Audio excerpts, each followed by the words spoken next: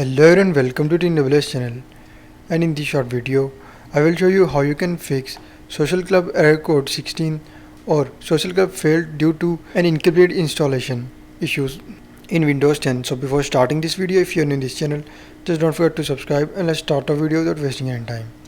So to fix this issue, first of all you just need to go to start menu and then open network status and just follow every single step as I'm showing you in this video. Hope so this will fix your issue.